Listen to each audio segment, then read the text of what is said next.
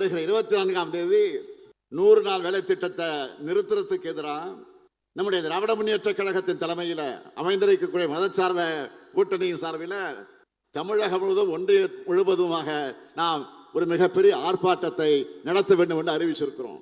ஆனால் இதை பற்றி மூச்சு விட முடியாமல் இருக்கிறார். யாரு? போலி விவசாயி பழனிசாமி. இதுவரைக்கும் வாய்த்திருக்கல. ஏற்கனவே 3 வேளாண் சட்டத்தை பாஜக அரசு கொண்டு வந்துச்சப்போ அதுக்கு பாஜக காரங்களெல்லாம் மூக்கு மேலே விரல் வைக்கக்கூடியவருக்கு முட்டு கொடுத்தார். யார்? பழனிசாமி. இந்த துரோக லிஸ்ட்ல லேட்டஸ்டா அடிஷ்னலா 100 நாள் வேலை திட்டம் சேர்ந்திருக்கு. பாஜக அரசு பல கோடி ஏழை மக்களோட வயிற்றுல அடிக்கிறப்ப கூட அதை எதிர்க்க துணிச்சல் இல்லாம அநியாயத்துக்கு துணை போகிற இந்த செயலை மக்கள் மறக்கவோ மன்னிக்கவோ மாட்டாங்க.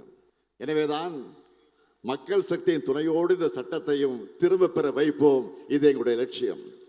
எத்தனை தடைகள் வந்தாலும் திராவிட மாடலால் தமிழ்நாடு வெல்லும், தமிழ்நாடு வளரும்.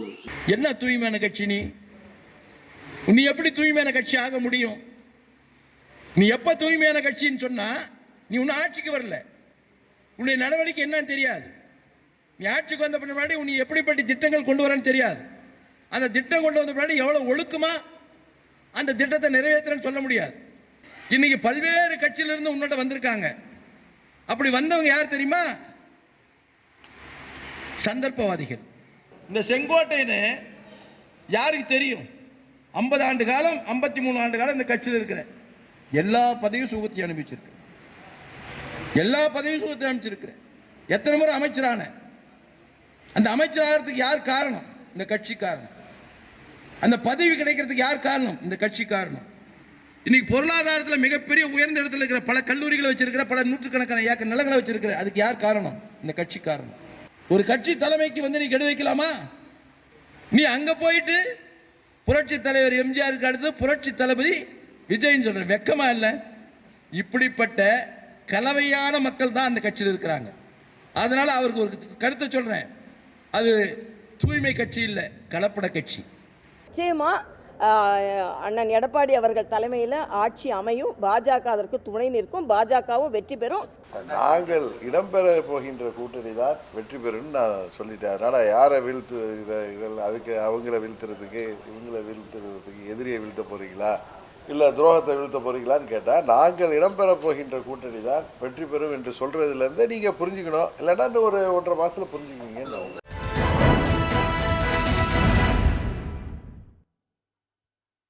வணக்கம். கேள்விக்களம் நிகழ்ச்சிக்கு உங்களை வரவேற்கிறோம். இது மக்களின் மேடை. மார்கழி குளிர் ஒரு பக்கம் இருந்தாலும் அரசியல் களம் ரொம்பவே அனல் பறக்க ஆரம்பிச்சிருச்சு.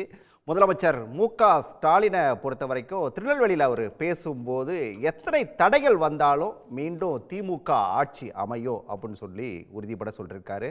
அது மட்டும் இல்லை, எடப்பாடி பழனிசாமியை போலியான விவசாயி அப்படின்னு சொல்லிட்டு ஒரு விமர்சனத்தையும் அவர் மேலே முன் வச்சிருக்காரு. இன்னொரு பக்கம் தாவேக்காவுக்கு தடாலடியாக பதில் சொல்லியிருக்காரு அதிமுகவுடைய மூத்த தலைவர்களில் ஒருவரும் முன்னாள் அமைச்சருமான KP முனுசாமி. தாவேக்கா தூய கட்சியெல்லாம் ஒன்றும் கிடையாது, அது ஒரு கலப்பட கட்சி. இங்கே அதிமுகவில் அதே போல் மற்ற கட்சிகளில் பதவி சுகத்தை அனுபவிச்சுட்டு இப்போ எல்லாரும் அங்கே போய் சேர்ந்துருக்காங்க அப்படிங்கிற ஒரு விமர்சனத்தை அவர் முன்வைக்கிறாரு. பாஜகவுடைய கூற்று அப்படிங்கிறது வந்து எங்களோட நோக்கம் எல்லாமே எடப்பாடி பழனிசாமியை முதலமைச்சராக்கி பார்க்கறது தான் அப்படிங்கிறது அவங்க கருத்து. இன்னொரு பக்கம் டிடிவி தினகரன், OPS இவங்கெல்லாம் என்ன பண்ண போகிறாங்க அப்படிங்கிறது இன்னும் தெரியாத ஒரு சூழலே இருக்கக்கூடிய நேரத்தில் டிடிவி தொடர்ந்து சொல்லிட்டு இருக்கக்கூடிய விஷயம், நாங்கள் எந்த கூட்டணியில் இருக்கோமோ அந்த கூட்டணி தான் ஆட்சி அமைக்க போகுது அப்படிங்கிறது தான் அவரோட கருத்தாக இருக்குது. ஆளுக்கு ஒரு கணக்கு சொல்லிட்டு இருக்காங்க. யாரோட கணக்கு வெல்ல போகுது அப்படிங்கிறத பற்றி தான் கேள்விக்கள நிகழ்ச்சியில் விரிவாக பேச இருக்கோம். விவாதத்தில் பங்கேற்க அதிமுகவுடைய செய்தி தொடர்பாளர் சசிரேகா, மூத்த பத்திரிகையாளர் MC ராஜன், தவேகாவுடைய ஆதரவாளர் லோகேஷ், இவர்களோடு அரசியல் விமர்சகர் டாக்டர் ஷர்மிளா, திராவிட முன்னேற்ற கழகத்துடைய செய்தி தொடர்பாளர் மனுஷியபுத்திரன். அனைவருக்கும் வணக்கம். எல்லாருடைய பார்வையும் வேகமாக கேட்டுறோம் ஒரு முதல் ரவுண்டில். ஷர்மிளாட்டேருந்து ஆரம்பிக்கலாம் அப்படின்னு நினைக்கிறேன். எத்தனை தடைகள் வந்தாலும் நாங்கள் மறுபடியும் ஆட்சி அமைப்போம் அப்படின்னு சொல்லக்கூடிய முதலமைச்சரோட அந்த கூற்றை நீங்கள் எப்படி பார்க்குறீங்க?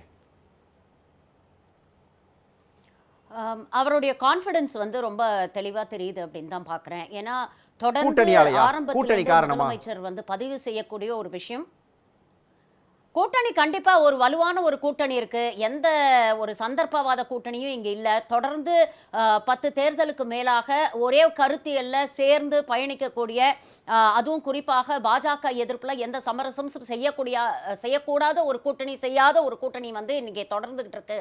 அது ஒரு பக்கம் இருக்கு. இன்னொரு பக்கம் தொடர்ந்து பல மேடைகள்ல அவர் வந்து வலியுறுத்துற ஒரு விஷயம் என்னன்னா, இது தேர்தல் அப்படிங்கிறது வெறும் ஒரு அரசியல் போர் மட்டும் கிடையாது. இது ஒரு சித்தாந்த போர். இது ஒரு ஐடியாலஜிக்கல் வார். இன்னைக்கு வந்து அரசியல் ரீதியாக மட்டும் இல்லாம தமிழ்நாட்டில் இருக்கக்கூடிய அடிப்படை அந்த சித்தாந்தத்தையே ஆட்டி பார்க்க நினைக்குது பாஜக. அப்போ இதற்கு வந்து ஒருபோதும் நாம வந்து அதற்கு அனுமதி கொடுக்க கூடாது. இதை இவங்க நேரடியாகவும் செய்ய முயற்சி பண்றாங்க. மறைமுகமாக கூட்டணி வச்சுக்கிற, கூட்டணியில இல்லாம மறைமுகமா ஆதரவு கொடுக்கக்கூடிய கட்சிகள் எல்லாரையும் சேர்த்து வச்சு இந்த பிளான் பண்றாங்க அப்படிங்கிற ஒரு விஷயத்தை அவர் தொடர்ந்து சொல்லிக்கிட்டு இருக்கிறாரு. இதற்கு எந்நேரமும் தமிழ்நாடு வந்து இடம் கொடுத்துடக்கூடாது அப்படிங்கிறதையும் சொல்றாரு. தொடர்ந்து எப்படி பாஜக சம்பந்தப்பட்ட விஷயங்கள்ல இன்னைக்கு தமிழ்நாட்டில் இருக்கக்கூடிய பெரும்பாலான பிரச்சனைகளுக்கு பார்த்தீங்கன்னா அடிப்படை காரணம் ஒன்றிய பாஜக அரசா இருக்கு. அது வந்து எஸ்ஐஆர் எடுத்துக்கங்க, இல்ல கோயம்புத்தூர் மதுரைக்கு மெட்ரோ ரயில் வராத விஷயமா எடுத்துக்கங்க, இல்ல இப்போ எஸ்ஐஆர்ல கிட்டத்தட்ட 67 லட்சம் வாக்காளர்கள் வந்து இல்ல அப்படின்னு இருக்காங்க, இன்னும் நிறைய பேர் இறந்து போயிட்டாங்க அப்படின்னு சொல்றாங்க. திருப்பரங்குன்றம் இஷ்யூ எடுத்துக்கங்க. இப்படி எந்த இஷ்யூ எடுத்துக்கிட்டாலும் இதுக்கு அடிப்படை காரணின்னு நீங்க பாத்தீங்கன்னா ஒன்றிய அரசான பாஜகவாக இருக்கு. ஆனா இங்க இருக்கக்கூடிய பாஜகவோட கூட்டணி வச்ச கட்சிகளும் சரி, இல்ல நாங்க எங்களுக்கு கொள்கை எதிரி பாஜகன்னு சொல்லக்கூடிய கட்சிகளும் சரி, நேரடியாகவோ மறைமுகமாகவோ ஒரு கண்டனத்தை கூட பதிவு பண்ண மாட்டேங்கிறாங்க அப்படிங்கிறது தொடர்ந்து நமக்கு பார்க்க முடியுது. அப்போ இங்க இருக்கக்கூடிய திமுக கூட்டணியில் இருக்கக்கூடிய கட்சி தலைவர்கள் எல்லாருமே தொடர்ந்து இதை வந்து மக்கள் கிட்ட கொண்டு போய் சேர்க்கிறாங்க. இது வெறும் ஒரு அரசியல் போர் அப்படிங்கிறது கிடையாது, இது ஒரு சித்தாந்த போர். அப்போ உண்மையான எதிரி யாரு அப்படிங்கறத நாம ஐடென்டிஃபை பண்ணணும். இங்க வந்து தூய சக்தி அப்படின்னு பல பஞ்ச் டயலாக் எல்லாம் பேசி உங்களை திசை திருப்ப முயற்சி பண்ணுவாங்க. தயவு செஞ்சு இதுல போய் மாட்டிக்காதீங்க அப்படிங்கிற விஷயத்த திரும்ப திரும்ப ஒவ்வொரு மேடையிலையும் அவர் வலியுறுத்துறாரு. ரொம்ப கிளாரிட்டியோட கான்ஃபிடன்ஸோட பேசுறாருன்னு தான் நான் பாக்குறேன். Right, okay. நான் எம்சி ராஜனோட பார்வையும் கேட்கணும் சார். முதலமைச்சரோட பேச்சில் பாஜக மீதான விமர்சனம் கடுமையாக இருந்துச்சு. அதே போல் எடப்பாடியும் அதை தாண்டி எடப்பாடியை பற்றி விமர்சனத்தையும் முன் வச்சிருந்தாரு. ஆனால் தொடர்ந்து போட்டி எங்களுக்கும் திமுகவுக்கு தான் அப்படின்னு சொல்லிட்டு இருக்கக்கூடிய, திமுகவை கடுமையாக விமர்சிக்கக்கூடிய தாவேகாவை பற்றி அதிகமான விமர்சனத்தை எதுவுமே பண்ணாமல் புறந்தள்ளிட்டு போயிட்டார் முதலமைச்சர். இதை எப்படி பார்க்குறது? பேசி பெரிய ஆளாக்க வேண்டாம் அப்படிங்கிற ஒரு பார்வை இதில் இருக்குது. ஆனால் முதல்வர் வந்து சொல்லக்கூடியதில் வந்து கான்ஃபிடென்ஸ் இருக்குன்னு ஏற்றுக்கலாம். ஆனால் he's economical with the truth. இந்த எலெக்ஷனுங்கிறது ஆட்சிக்கு எதிராக ஒரு பெரிய அலையும் கிடையாது, ஆட்சிக்கு ஆதரவான ஒரு பெரிய அலையும் கிடையாது. அதை எப்படி அப்போ புரிஞ்சுக்கிறது சார்? ஆதரவும் இல்லைன்றீங்க, எதிர்ப்பும் இல்லைன்றீங்க, ரெண்டும் இல்லாத ஒரு தேர்தலாக தான் இருக்குது. ஸோ அப்போ வந்து இவங்களுக்கு வந்து திமுகவுக்கு இது சாதகமான ஒன்று. காரணம், ஆன்டி இன்கம்பன்சி இருக்குது, அது வந்து ஒரு பெரிய அலையாக மாறலை. அப்படி இருக்கிற ஆன்டி இன்கம்பன்சியை கூட ஆட்சிக்கு எதிரான மனநிலை, எதிரானன்னு கூட சொல்ல முடியாது, ஒரு ரிசென்ட்மெண்ட் அந்த அளவில் தான் இருக்குது. அதை கூட அறுவடை செய்கிற அளவுக்கு எதிர்க்கட்சிகள் இல்லை. எதிர்க்கட்சிகள் பிரிந்திருப்பது தான் திமுகவோட மிகப்பெரிய பலம். திமுகவோட சாதனைகளாலேயோ மற்றதாலேயோ இருக்கிறத விட எதிர்க்கட்சிகள் பிரிஞ்சிருக்கிறது தான் முக்கியமான ஒரு இது. அதை தாண்டி எதிர்க்கட்சிகளும் எந்த ஒரு கட்சியுமே ஒரு டாமினன்ட் நேரட்டிவ், எல்லாருமே சொல்கிறாங்க திமுக போகணும், திமுகவை தோக்கடிக்கணும். ஏன் தோக்கடிக்கணும்?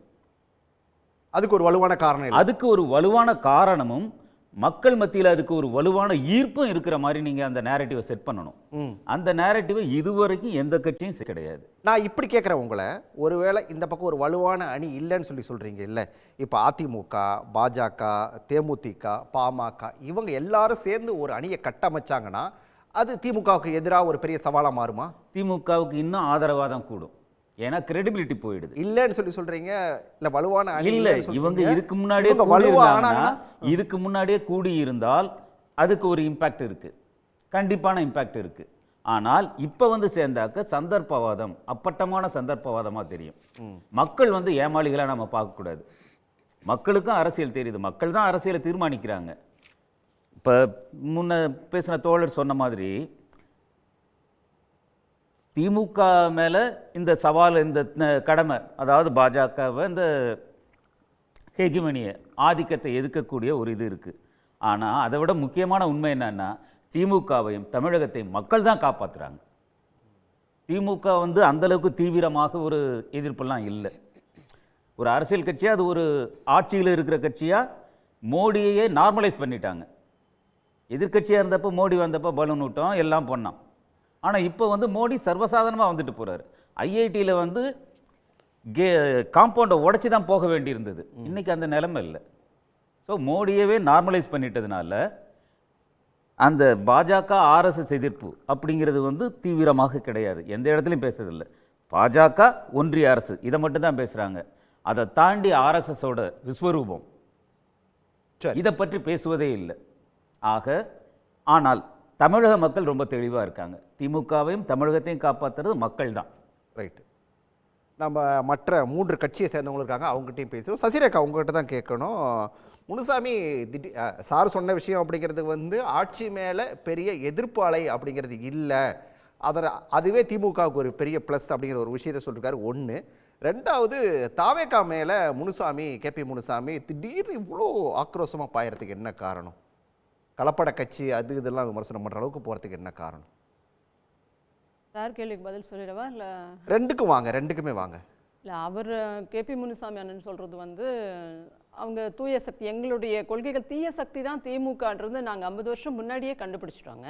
அதன் அடிப்படையில் தான் 50 ஆண்டு கால அதிமுக ஆரம்பிக்கப்பட்டதில் 35 ஆண்டு காலம் அதிமுக ஆட்சி தான். எங்களிடம் அவர் படுத்துக்கொண்டே வெற்றி பெற்றவர்னா உலகத்திலே அது புரட்சி தலைவர் மட்டும்தான். பிரச்சாரத்திற்கே வராமல், நாமினேஷனே இல்லாமல் மக்கள் அந்த அளவு நம்பிக்கையை வைத்திருந்தார்கள். இன்றைக்கு வந்து இவர்கள் ஏதோ வெற்றி பெற்றுவிட்டு ஏதோ எங்களுடைய கட்சியில் தலைவர்களுக்கான தேடல் வரும்போது, அப்போது எதிரிகள் துரோகிகள் உள்ளே நுழையும் போது, குழப்பம் வரும்போது, அவ்வப்போது ஏதோ ஒரு வாய்ப்பாக ஜெயித்து விட்டு அதிமுக அப்படி ஆகிவிட்டது இப்படி ஆகிவிட்டது என்று இவர்கள் பேசிக் கொண்டிருப்பார்கள். இதே அதிமுக தான் போன ஆட்சியில் கூட இன்னைக்கு போயிடும் நாளைக்கு போயிடும் சொன்னீங்க. 5 ஆண்டு காலம் சிறப்பான ஆட்சியை கொடுத்தார் அண்ணன் எடப்பாடியார். அம்மாவின் மறைவுக்கு பிறகு 4.5 வருஷம் வரலாறு காணாத திட்டங்கள், மத்திய அரசிலிருந்து அத்தனை உரிமைகளையும் வாங்கி கொண்டு வந்தது நாங்கள். இன்னைக்கு 8 வருஷமா இவ்வளோ எம்பிக்களை வச்சு கூட ஒரே ஒரு எக்ஸ்ட்ரா மருத்துவ கல்லூரியை கூட வாங்கி கொண்டு வர முடியாமல் காவிரியினுடைய உரிமையை காவிரி மேகத்தாட்டு கட்டுவேன்னு சொல்றாரு டி.கே. சிவகுமார். அங்க இருக்கக்கூடிய துணை முதல்வர், இங்க இருக்கக்கூடிய முதலமைச்சர் இன்னைக்கு ஊரெல்லாம் போய் பேசுறாரு. இவர் போலி விவசாயி, எப்படி போலி விவசாயி? இவர் உண்மை விவசாயி. நானும் டெல்டாக்காரன்னு பச்சை துண்டு போட்டவங்க எல்லாம் விவசாயி ஆயிடுவாங்களா? 17 சக்கரை போட்டிருக்கான்னு கேட்டவங்க எல்லாம் விவசாயி ஆயிடுவாங்களா? குடிமராமத்துக்காக குளம் வெட்டுற இடத்துல ரெட் கார்பெட் போட்டு நடந்து போனவர்கள் எல்லாம் விவசாயிகள் ஆயிடுவார்களா?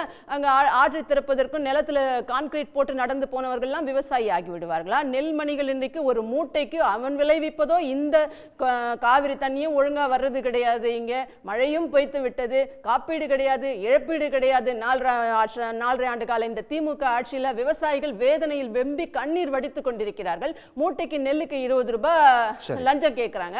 அதை பத்தி அங்கே போயிட்டு வர முதலமைச்சர் அவர்கள் நானும் டெல்டாக்காரன் தான்றாரு. பச்சை துண்டு போட்டு புது புது வேஷங்கள் போட்டு காட்டுகிறார். என்ன பண்ணார் அவரு? ஒரு 3 மாசத்துக்கு முன்னாடி எங்களுடைய பொதுச் செயலாளர் தான் போயிட்டு வந்து குற்றச்சாட்டுகளை நீங்க முன்வைக்கிறீங்க. ஆனா மூத்த பத்திரிகையாளர் எம்.சி. ராஜன் சொன்ன விஷயங்கிறது நீங்க சொன்னது இல்ல நீங்க சொன்ன விஷயங்கள் எல்லாம் உண்மை அப்படின்னு சொல்லி சொன்னா, அவர் சார் சொன்னார் இல்லையா, எங்க ஆட்சி மேல கடுமையான அதிருப்திங்கிறது தமிழ்நாட்டில் இல்லை அப்படின்னு சொல்லிட்டு, நீங்க சொல்ற விஷயங்கள்லாம் நிஜமாக இருந்திருந்தால் அவர் சொல்றது அப்படியான ஒரு சூழல் இருந்திருக்காது அப்படின்னு சொன்னார் இல்லையா. அவர் கடுமையான குற்றச்சாட்டு அவரும் சொல்லி பார்த்துட்டு இருக்கார் முதலமைச்சர். ஆனால் விவசாயிகள் யாரும் அவர் பக்கம் இருப்பதாக தெரியவில்லை. இதை பத்தி பேசுறாங்கல்ல, கெயில் குழாய் இங்க மீத்தேன் ஹைட்ரோ கார்பன் எடுப்பதற்கு கையெழுத்து போட்டவரே இந்த முதலமைச்சர் தான். அன்னைக்கு இன்னைக்கும் அந்த டெல்டா பகுதிகளில், நாகை பகுதிகளில் ONGC குழாய்கள் பதிக்கப்பட்டு இருக்கு. அதை உடைச்சதுக்கு தான் PR பாண்டியன் போன்றவர்கள் உள்ள போனாங்க. பழைய கேஸ் தான் நிலைமை. இன்னைக்கு அதே நிலைமை தான் இருக்கு. என்ன முதலமைச்சர் நடவடிக்கை எடுத்துட்டார்? இப்ப இவர் சொன்னதா சொன்னீங்க. நீங்க முன்னாடி ஒரு கேள்வி கேட்டீங்க. என்ன கேள்வி கேட்டீங்க? ஆட்சி மீதான அதிருப்தி இல்லை அப்படிங்கிறது. ஆட்சி மீதான அதிருப்தி இல்லையா? அதை இப்ப தூய்மை பணியாளர்கள் போராடிட்டு இருந்தாங்களே, அந்த பகுதியே நேரு ஸ்டேடியம் தாண்டி போயிட்டு நலத்திட்ட உதவி தரேன்னு ஒரு நாடகம் நடத்திட்டு வந்தாரு முதலமைச்சர். தூய்மை பணியாளர்களை பாக்குறதுக்கு எவ்வளவு நேரம் ஆயிருக்கும்? அது போராட்டம் இல்லையா? சார் ஒரே ஒரு செகண்ட் உங்களுக்கு குறுக்கிடுறாரு. உங்ககிட்ட அவர் குறுக்கிடும் ஒரு சின்ன விஷயம். இருங்க, அவர் கேள்வி வச்சிட்டீங்க, நான் முடிச்சறேன். போனஸ் வந்துச்சு எங்களுக்கு எல்லாம் சொல்லிட்டு அங்க கார்ப்பரேஷன்ல உட்கார்ந்து தூய்மை பணியாளர்கள் கொண்டாடிட்டு இருந்தாங்க. பண்ணாங்களா? இந்த இன்னைக்கு ரொம்ப தூரம் போயிட வேண்டாம். ஏன் சார் டிவிலாம் பார்க்கறது கிடையாதா? செய்திகள்லாம் பார்க்கறது கிடையாதா சகோதரர்? இவர் ஒரு பத்திரிகையாளர்னு சொல்றீங்க, எப்படி இது தெரியாம வந்தார்? பயங்கர ஆச்சரியமா இருக்கு எனக்கு. என்னது செவிலியர்கள் போராட்டம் என்னன்னே தெரியாம கிளாம்பாக்கத்துல கொண்டு போய் வச்சுட்டு, கிளாம்பாக்கத்துல வைப்பீங்களா செவிலியர்களை? கொரோனா காலத்தில் தேர்ந்தெடுக்கப்பட்டவர்கள், எம்ஆர்பி மூலம் தேர்வு மூலம் தேர்ந்தெடுக்கப்பட்டவர்கள், கிளாம்பாக்கத்துல நைட் எல்லாம் இந்த பணியில வச்சுட்டு கொண்டு போய் அதுக்கப்புறம் ஒரு மண்டபத்தில் அடைச்சிட்டு இன்ன வரைக்கும் அதுக்கு தீர்வு கிடையாது. டாக்டர்கள் போராடுறாங்க, ஆசிரியர்கள் போராடுறாங்க, அரசு ஊழியர்கள் போராடுறாங்க. இந்த போராட்டங்கள்ல எதுவுமே நடக்கலையா கடந்த காலங்கள்ல 4.5 வருஷத்துல? என்ன சொல்லிட்டு வந்தாங்க இவங்க? எங்களுக்கும் அதிமுகவுக்கும் திமுகவுக்கும் இந்த 21 வாக்கு வித்தியாசம், ஒரு 2 லட்சத்து சில்லற வாக்கு வித்தியாசம், ஒரு 3% மட்டும்தான். அது யாரால தெரியுமா? அரசு ஊழியர்கள்னால. இங்க இருக்கக்கூடிய அரசு ஊழியர்கள், இந்த இன்னைக்கு அரசு ஊழியர்கள் இவங்களுக்கு ஆதரவா இருக்காங்களா? இதே ஆசிரியர்கள் போராடும் போது ஒரு சில மாதங்களுக்கு முன்னாடி என்ன சொன்னாங்க? எதிர்க்கட்சி தலைவராக இருந்தால் தான் முதலமைச்சராக செயல்படுகிறாரோ இல்லையோ, நல்ல எதிர்க்கட்சி மீண்டும் எதிர்க்கட்சி தலைவர் பதவியை அளிப்போம்னு சொன்னது யாரு? அதே அரசு ஊழியர்கள். அவர்களாலேயே நீங்கள் தோற்பீர்கள். என்னமோ போராட்டம் இல்லைன்னு பூனை கண்ணு மூடிட்ட பூலோகமே இருண்டிட்ட மாதிரி பேசிட்டு இருக்காரு. பத்திரிகையாளர் சொல்றீங்க, அந்த கேள்வி வேற எங்கிட்ட வேற வைக்கிறீங்க. நீங்க எப்படி இப்படி எல்லாம் பேசுறீங்க? ஆட்சி மேல அதிருப்தி இல்லைன்னு இல்ல, ஆட்சி மேல வந்து வெறுப்பு கிடையாது. பிரச்சனைகள் இருக்கு. ஆனா எந்த பிரச்சனையும் ஏகோபித்த அளவுல வெகு மக்கள் மத்தியில் சென்று ஆட்சிக்கு எதிரான ஒரு அலையாக வரல. அதுக்கு முக்கிய காரணம் எதிர்க்கட்சிகளோட இயலாமை. என்ன இயலாமை? இல்ல என்ன இயலாமை? என்ன பெரிய போராட்டம் நடந்திருக்கு? மேற்பட்ட போராட்டங்கள் சார். என்ன பெரிய போராட்டம்? மாநிலம் தழுவிய போராட்டம்.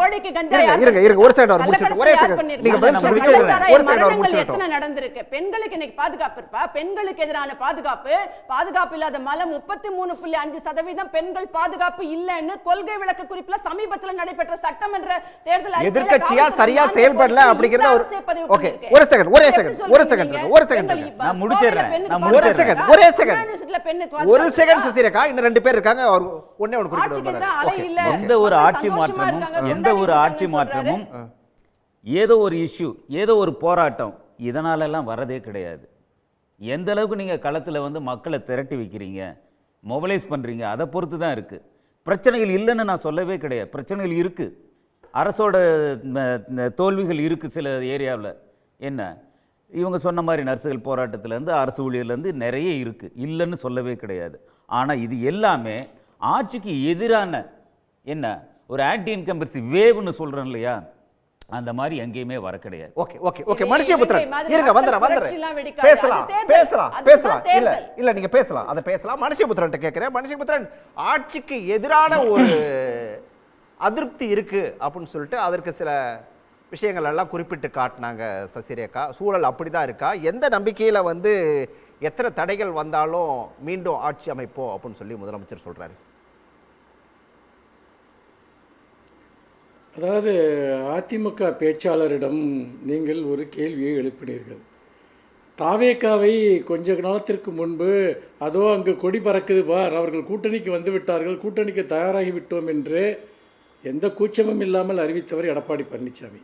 இப்போ திடீர்னு வந்து பார்த்திங்கன்னா தாவேகாவை தாக்கி அவர்கள் தங்களோடு வரமாட்டார்களா என்கிற ஒரு சூழ்நிலையில் தாக்கி பேசுகிறார்.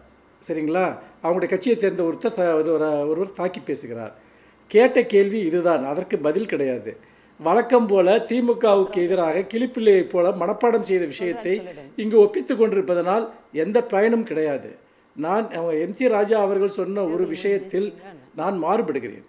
அதாவது எதிர்ப்பு அலையும் இல்லை, ஆதரவு அலையும் இல்லை என்றார். நிச்சயமாக நான் அதை மறுக்கிறேன். இந்த அரசிற்கு எதிரான மிகப்பெரிய அளவிற்கான ஆதரவு அலை மக்களிடம் இருக்கிறது. இதை நாம் எப்படி பார்ப்பது? இன்றைக்கி இவர்களெல்லாம் சட்டம் ஒழுங்கு பிரச்சனையை பற்றி பேசுகிறார்கள், ஆங்காங்கே நடைபெற்றிருக்கக்கூடிய தனிநபர் குற்றங்களை பற்றி பேசுகிறார்கள். ஆனால் பொள்ளாச்சி பாலியல் வன்முறையினுடைய குற்றவாளிகளை காப்பாற்றியவர்கள் இவர்கள். அதே போல தூத்துக்குடியில் மிகப்பெரிய படுபாதகத்தை கொலையை அரங்கேற்றியவர்கள் இவர்கள் போதைப் பொருளை பற்றி பேசுகிறார்கள். குட்கா பாஸ்கர் யார் என்பது மறந்துவிட்டது. அந்த வழக்கு இன்னும் CBI கையில் இருக்கிறது. சரி, அதையெல்லாம் விடுவோம். இந்த அரசு என்ன செய்தது? ஏன் நான் ஆதரவு அலை என்று சொல்கிறேன் என்று சொன்னால், அதிமுக ஆட்சி காலத்தில் அதலபாதாளத்திற்கு சென்ற பொருளாதார வளர்ச்சியை இன்றைக்கு உள்நாட்டு உற்பத்தியில் 16% என்கிற மிகப்பெரிய இலக்கை ஒன்றிய அரசு கொடுத்த இலக்கு, அதை இன்று தமிழ்நாடு அடைந்திருக்கிறது. இந்த இலக்கோடு போட்டிவிடக்கூடிய எந்த மாநிலமும் இந்தியாவில் இல்லை. 16% வளர்ச்சியை இந்த திராவிட மாடல் அரசு எட்டியிருக்கிறது. சரி, அது ஒரு புறம் இருக்கட்டும். இந்த வளர்ச்சி என்பது அது வெறுமனே ஒரு எண் அல்ல. இங்கு கிடைத்திருக்கக்கூடிய தொழில் வளர்ச்சி, வேலைவாய்ப்புகள், இவர்கள் ஆட்சி காலத்தில் எவ்வளவு நிறுவனங்கள் தமிழ்நாட்டை விட்டு ஓடின என்பது நமக்கு தெரியும். தமிழ்நாட்டிற்கு முதலீடு செய்யவே எல்லோரும் அஞ்சி நடுங்கினார்கள். இன்றைக்கு போட்டி போட்டுக்கொண்டு தமிழ்நாட்டிற்கு தொழில் நிறுவனங்கள் வரக்கூடிய ஒரு சூழலை நாம் பார்க்கிறோம். சரி, அதை விடுங்கள். மிகப்பெரிய திட்டங்கள், அதாவது இன்று அடித்தட்டு மக்கள் அல்லது குறைந்த ஊதியத்தில் பணிக்கு செல்லக்கூடிய மக்கள், அது பெண்கள், அவர்களுக்கான விடியல் பேருந்து திட்டம். இன்றைக்கு லட்சக்கணக்கான பெண்கள் அதனால் பயன்பெற்றிருக்கிறார்கள். அது மட்டுமல்ல, மகளிருக்கான உரிமை தொகை, ஒரு மாதம் 1000 ரூபாய் திட்டத்தை செயல்படுத்தி இந்த போகும் இடமெல்லாம் பெண்கள் இந்த திராவிட மாடல் அரசை அவர்கள் எந்த அளவிற்கு தங்கள் இதயத்தில் ஏந்தி கொண்டாடுகிறார்கள் என்பதை களத்திற்கு சென்று பார்ப்பவர்களுக்கு நன்றாக தெரியும். காலை உணவு திட்டம், ஒரு குழந்தை கூட பசிப்பினி இல்லாமல்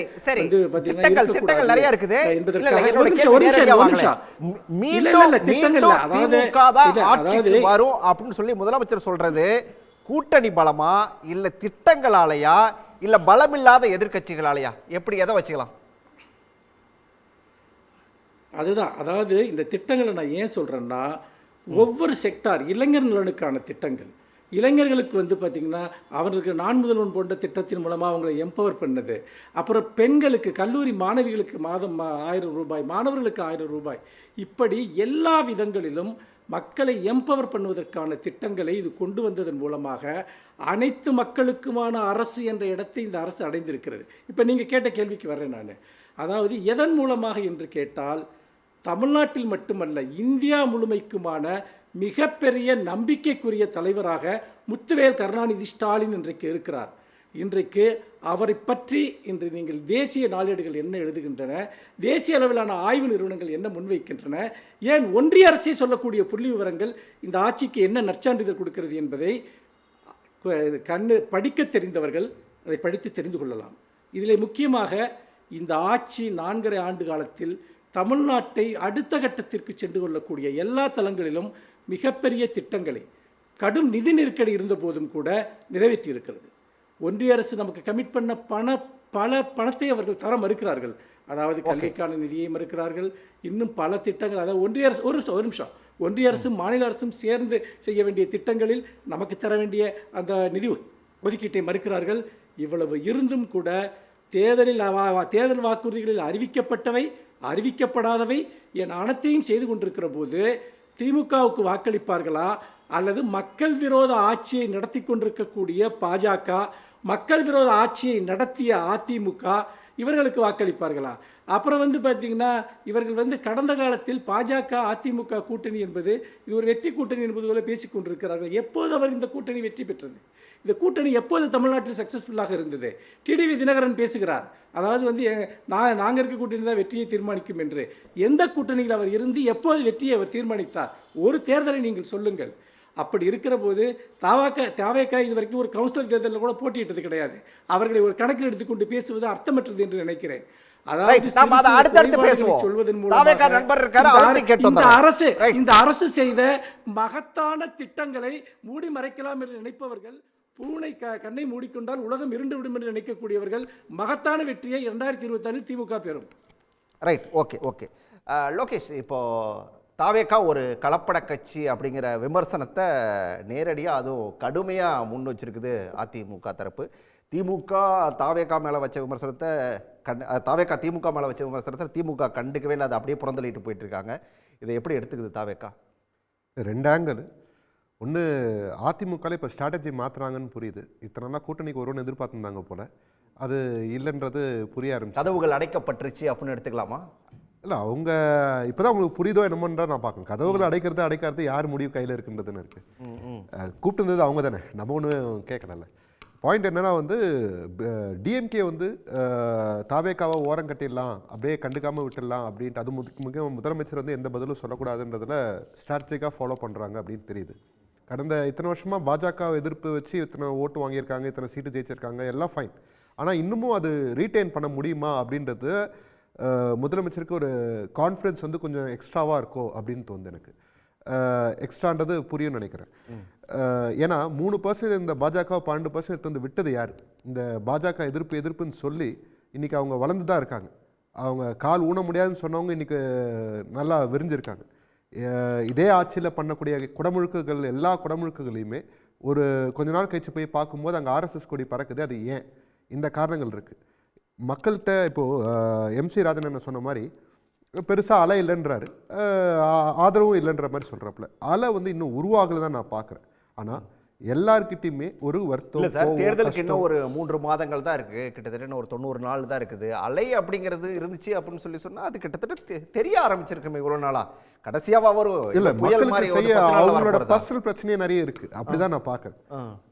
இன்னும் அவங்க வந்து தேர்தலில் இந்த எதிர்க்கிறதுக்கு யாரை ரூல் பண்ணணும்னு இன்னும் முடிவு பண்ணல. அது அப்படி இருந்தால் அதுவும் தெரிஞ்சிருக்கும்ல.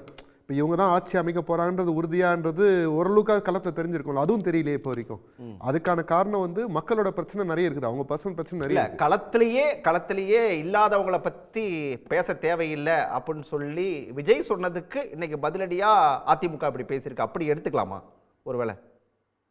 அதான் இப்போதான் சொல்றேனே, அவங்களோட ஸ்ட்ராட்டஜி இப்போதான் மாற்ற ஆரம்பிச்சிருக்காங்க, அவங்களுக்கு புரிய ஆரம்பிக்குது.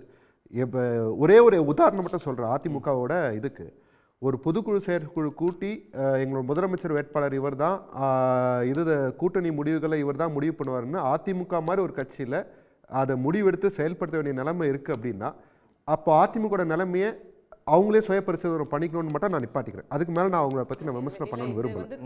நான் பேசுறேன். இல்லை, அவர் முடிச்சிருட்டோம். இவ்வளோ நேரம் அமைதியாக இருந்தார், அவர் முடிச்சிருட்டோம். இல்லைங்க, நீங்க கேட்கலாம். நான் திமுக பத்தி தான் சொல்லுவேன். நான் அதனால தான் அதை முடிச்சிடறேன். அதை அவங்க கிட்ட விட்டுறேன் தான் நான் சொன்னேன். சுய பரிசோதனை அவங்க தான். இப்போ டிடிவி சொன்னது அது எப்படி? என்ன நாங்க போற கூட்டணி தான் வெற்றி பெற போகுது அப்படின்னு சொல்லி டிடிவி சொன்னது எப்படி எடுத்துக்கிறது? அங்க வர போறாருன்னு எடுத்துக்கலாம். ஏன்னா அவரோட பங்கு வந்து 21 எலெக்ஷன்லையும் ஒரு டிசைடிங் ஃபேக்டராக அவர்தும் இருந்திருக்கு. ஏன்னா வந்து தனியாக போகிறதுக்கும் இந்த தடவை யாரோட கூட்டணியில் போனால் இதை ஜெயிக்கிறதுக்கு அவர் மோஸ்ட்லி தாவேக்காவுக்கும் இது பண்ணுறாரு. அதே சமயம் யாருக்கு கூப்பிட்டாலும் அதுக்கான ஒரு பதிலாக அது வைக்கிறார். ஸோ எங்கள் பங்கு முக்கியன்றதை அவர் பாயிண்டாக வைக்கிறாரு. நான் எந்த இடத்துக்கு மூவ் ஆன் ஆகிறேன் அப்படின்னா, இன்னைக்கு நேற்று இந்த மாதிரி தினம் முதலமைச்சர் வந்து அரசாங்கத்தோட இது மூலிமா வந்து சில ஆக்டிவிட்டிஸ் பண்ணுறாரு. அதில் ரோட் ஷோ பண்ணுறாரு, இதெல்லாம் பண்ணுறாரு. எஸ்ஓபி இன்னும் அஃபிஷியலாக ரெடி ஆகலைன்ட்டு கோர்ட்டில் சொல்லும் போது முதலமைச்சருக்கு மட்டும் எப்படி இந்த மாதிரி விஷயங்கள்லாம் நடக்குது, இந்த விளக்குகள்லாம் வருதுன்றத எல்லாரும் பார்த்துட்டு இருக்காங்க. ஏன்னா வந்து ஒரு இங்கே வளர்ச்சி இருக்குது, வேலைவாய்ப்பு எல்லாருக்கும் கொடுத்துருவோன்னு சொல்லும் போது அதுக்கான ஒரு வெள்ளரிக்கை கேட்டால் கொடுக்கறது கிடையாது. பசங்க பைக் டாக்ஸி ஓட்டிகிட்டு இருக்காங்க, சாப்பாடு போய் டெலிவரி பண்ணிட்டு இருக்காங்க. வேலைவாய்ப்பு எங்கே உருவாயிருக்கு, எப்படி உருவாயிருக்கு அப்படின்ற விஷயம் பெரிய கேள்விக்குறியாக இருக்குது. இன்றைக்கி வந்து கிருஷ்ணகிரியில் வந்து நமக்கு சிப்பு தொழில் உருவாக்கத்துக்கு நிறைய விஷயங்கள் கொண்டு வந்துட்டோம் எல்லாம் சொன்னாலுமே அங்கே வந்து வேலை செய்கிறவங்க எல்லாருமே நம்ம ஊர் ஆளுங்களா அப்படின்னு இருக்குது. இங்கே தேவைக்கு போக மிச்ச ஊருக்கிறவங்கள வந்து எம்ப்ளாய் பண்ணுறது வேறு. இங்கேயே இன்னும் நிறைய பேர் அன்எம்ப்ளாய்டாக இருக்கிறாங்க. அந்த விஷயம்லாம் வந்து அரசாங்கத்துக்கு முழுசாக போய் சேர்ந்துருக்கா கவனம் அப்படின்றது இருக்குது. இன்னொரு பக்கம் சொல்கிறாங்க இங்கே நம்ம தொழிலில் பெரிய வளர்ச்சி அடைஞ்சிச்சு, பெரிய வளர்ச்சி அடைஞ்சிச்சு. இல்லை சார், ஒரு பக்கம் கடன் வாங்கி அதை நம்ம ஒரு பக்கம் இங்கே நலத்திட்டங்களை செஞ்சிட்ருக்கோம். அதை யாரும் மறந்துட முடியாது. அது பெரிய விஷயம் கிடையாது, இத்தனை பர்சன்டேஜ் தான் இருக்குது, நம்ம வந்து அதை இது பண்ணணும். ஒரு கடனை வாங்குறது பெரிய விஷயம் இல்லை, அந்த கடனை கட்டுறதுக்கான ஒரு திட்டம் இருக்கணும். அந்த மாதிரி எந்த திட்டமே இந்த அரசாங்கத்திட்டம் இல்லை. இதெல்லாம் தேர்தல் வர நேரத்தில் மக்கள் கவனிப்பாங்க. அந்த நேரத்தில் ராஜன் சொன்ன மாதிரி ஒரு அலை உருவாகிறதுக்கு கூட வாய்ப்பு இருக்குது. Right, okay. ஷர்மிளா, எதிர்ப்பு அலைங்கிறது இவ்வளோ நாள் வேணால் இல்லாமல் இருக்கலாம், இனிமேல் உருவாகிறதுக்கான வாய்ப்பு இருக்குது அப்படிங்கிறது தாவேக்கா வைக்கக்கூடிய பாயிண்ட்டு. அதே நேரத்தில் வந்து இன்னமும் கூட, அதாவது இப்போ அதிமுக வந்து தங்களோட நிலைப்பாட்டை இப்போ தான் மாற்றிருக்காங்க அப்படிங்கிறதையும் அவர் சொல்கிறாரு. இது ரெண்டும் எப்படி பார்க்குறது? இல்லை, எதிர்ப்பு அலைனா அது இந்நேரத்துக்கு ஃபார்ம் ஆகிருக்கணும், இந்நேரத்துக்கு அது வலுப்பெற்று இருக்கணும். பட் அப்படி எதுவும் களத்தில் இருக்கிற மாதிரி எனக்கு தெரியல. இப்போ ஆப்போசிஷனில் இருக்கிறவங்களே நீங்கள் பாருங்களேன். ஒரு பக்கம் வந்து ஆரம்பத்தில் இபிஎஸ் அவர்கள் வந்து என்ன சொன்னார்னா, நாங்கள் ஒரு வலுவான மெகா கூட்டணி அமைப்போம் அப்படின்னு சொன்னார். ஆனால் அதிமுக பாஜக கூட்டணி அஃபிஷியலாக அனௌன்ஸ் பண்ணி 1 வருஷத்துக்கு மேலே ஆயிடுச்சு. இன்னும் புதுசாக எந்த ஒரு கட்சியும் அங்கே வந்து சேர்ந்தா மாதிரியே தெரியல. இந்த பக்கம் தாவேக்கால என்ன சொன்னாங்க, நாங்கள் ஆட்சியில் பங்கு கொடுப்போம், எங்கள் கூட கூட்டணிக்கு வாங்கன்னு சொன்னாங்க. இந்த நிமிஷம் வரைக்கும் ஏதோ ஒரு கட்சி அஃபிஷியலாக போய் தாவேக்காவோட நாங்கள் கூட்டணி வச்சிருக்கா அப்படின்னு பார்த்தீங்கன்னா இல்லை. அப்போது இவங்க பேசக்கூடிய இந்த விஷயங்களுக்கு வந்து அடிப்படையிலேயே ஒரு கிரெடிபிலிட்டி இல்லை அப்படிங்கிறது ரொம்ப தெளிவா தெரியுது. இந்த கிரெடிபிலிட்டி ஏன் இல்லை அப்படிங்கிறதுக்கும் இங்க காரணம் இருக்கு. இங்க களம் வந்து அரசியல் ரீதியாகவும் கொள்கை ரீதியாகவும் இருக்கு அப்படிங்கிறது அந்த தெளிவு வந்து மக்கள் கிட்ட ரொம்ப தெளிவாக இருக்கு. முதல்வர் ஒரு பக்கம் நீங்க பாத்தீங்கன்னா அரசியல் ரீதியாக ஒன்றிய பாஜக அரசு எந்த அளவுக்கு வந்து நமக்கு வந்து நிதி கொடுக்காம வஞ்சிக்குது, நம்ம மாநில உரிமைகளை எந்த அளவுக்கு எல்லா விஷயங்களையும் பறிக்குது அப்படிங்கறத தொடர்ந்து மக்கள் கிட்ட கொண்டு போய் சேர்க்கிறார்.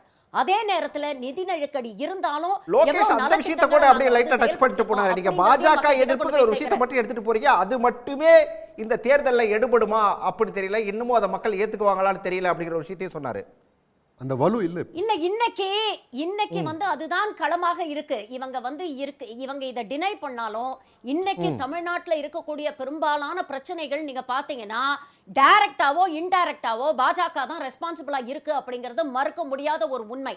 அப்படிப்பட்ட ஒரு களத்துல நேரடியாக நாங்க கூட்டணி வச்சுப்போம், அதனால மக்கள் நலன் சார்ந்த விஷயங்கள்ல மக்கள் உரிமை சார்ந்த விஷயங்கள்ல நாங்க கொள்கை வேறு கூட்டணி வேறுங்கிற நிலைப்பாடை எடுத்து பாஜகவை கண்டிக்க மாட்டோம்னு ஒரு பக்கம் நியூக்ளியர் பவர் பிளான்ட் பிரைவேடைசேஷன் பண்றாங்க. அதுல உங்க திமுக நிலவ இது என்ன ஸ்டாண்ட் முடிச்சிரட்டும். இன்னொரு பக்கம் இருங்க, லெட் மீ ஃபினிஷ் சார். நீங்க பேசும்போது நான் குறுக்கிடல, கொஞ்சம் சபை நாகரிகத்தை மெயின்டைன் பண்ணுங்க. இரண்டாவது விஷயம், தாவேகாவும் சரி திமுகவை விமர்சிக்கிறதுல அவங்க காட்டக்கூடிய ஆர்வம்லாம் ஓகே, அவங்க அவங்களுடைய அரசியல் ஸ்ட்ராட்டஜியாவே இருக்கட்டும். பட் அதே ஒரு தீவிரத்தை வந்து கொள்கை எதிர்கிட்ட ஏன் காட்ட மாட்டேங்கிறாங்க? கொள்கை வேறு கூட்டணி வேறுன்னு சொல்றது இல்ல, அரசியல் எதிரி கொள்கை எதிரின்னு இவங்க சௌரியத்துக்காக பிரிச்சுக்கிறதெல்லாம் மக்களுக்கு தெளிவாக இந்த ஸ்ட்ராட்டஜி எல்லாம் புரிஞ்சிடுச்சு. இது எவ்வளவு மேலோட்டமானது, பாஜகவுடைய கொள்கைகளை பாஜகவுடைய விமர்சனங்களை இங்க தமிழ்நாட்டில் நீர்த்து போக செய்வதற்கான யுக்தி அப்படிங்கறத மக்கள் ரொம்ப தெளிவா புரிஞ்சுக்கிட்டாங்க. இவங்க வந்து சொல்றாங்க ஸ்டாலின் அவர்களுக்கு கிரெடிபிலிட்டி இல்ல, இங்க வந்து அவருக்கு பவர் குறைஞ்சுகிட்டு இருக்கு, மக்கள் மத்தியில் அவருக்கு அதிருப்தி ஏறிக்கிட்டு இருக்கு அப்படின்னு. இதே பிஜேபி கும்முடி பூண்டியை தாண்டினா ஸ்டாலினை யாருக்கு தெரியும்னு விமர்சனம் வச்ச இதே பிஜேபியோடைய அமித்ஷா அவர்கள் மாநிலமா போய் இன்னைக்கே தமிழ்நாடு முதலமைச்சரை விமர்சிச்சுட்டு இருக்காரு. ஏன் விமர்சிக்கிறாரு? பயம். இன்னைக்கு நீங்க கோதி மீடியா எடுத்துக்கோங்க, நார்த் இந்தியன் ஊடகங்கள் எடுத்துக்கோங்க, தமிழ்நாட்டில் ஒரு சின்ன விஷயம் நடந்தா கூட அதை ஊதி பெருசாக்கி ஒரு பெரிய டிபேட்டா ஏன் டிஸ்கஸ் பண்றாங்க? ஏன்னா இங்க இருக்கக்கூடிய இந்த திராவிட மாடல் அப்படிங்கிறது வந்து ஒரு கேட்ச் ஃப்ரேஸா மாறிடுச்சு. இன்னைக்கு தமிழ்நாடு முன்னேற்றம் அடைஞ்ச ஒரு மாநிலம், நம்பர் 1 மாநிலமாக இருக்கு. இந்தியாவில் இருக்கக்கூடிய முதலமைச்சர்களே தி பெஸ்ட்னு நீங்க எடுத்தீங்கன்னா முதல் 3 இடத்துல முதல்வர் ஸ்டாலின் கண்டிப்பா இருக்கிறாரு. அப்ப இந்த விஷயங்கள் எல்லாம் வந்து எல்லாருக்குமே தெரிஞ்சிருக்கு, அடிப்படை மக்களுக்கும் தெரிஞ்சிருக்கு.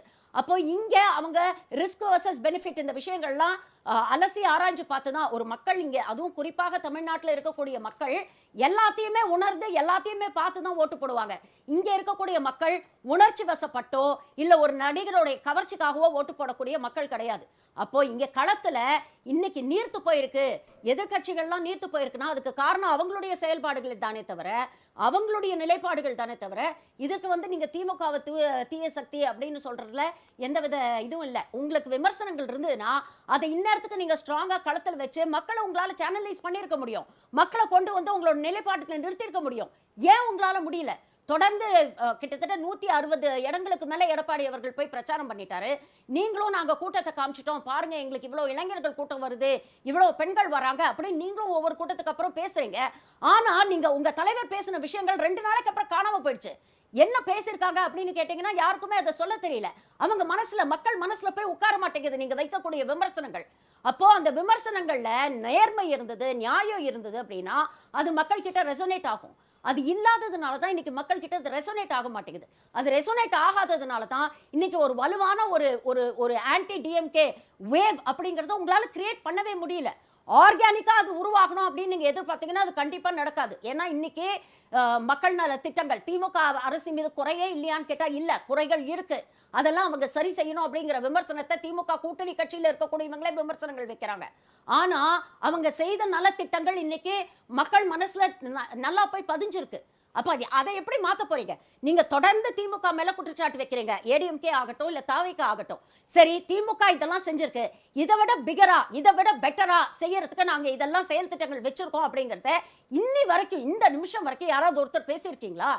எல்லா மேடைகள்லயும் திமுக விமர்சனம் பண்றதுல நீங்க காட்டுற ஆர்வம், திமுகவை அகற்றிட்டு எங்களுக்கு ஓட்டு போட்டா இதை விட பெட்டரா நாங்க செய்வோம் அப்படிங்கறது ஏன் பேச மாட்டேங்கிறீங்க? அதை பேசுறதுக்கு உங்களுக்கு என்ன தயக்கம்? தயக்கம் ஏன்னா, சசிரேகா உங்களுக்கு அந்த சசிரேகா தெளிவு ஒரே இல்ல. ஒரு செகண்ட் உங்ககிட்ட உங்ககிட்ட ஏதோ அதற்கான குறுக்கிட ஒரு விரும்புறாங்க. SOP அது என்னன்னு இல்ல கேட்டுறீங்களா? அப்படிங்கறது கேட்டுட்டு பதில் சொல்லுங்க. ஒரே செகண்ட் சசிரேகா ஏதோ குறுக்கிட போறாங்க.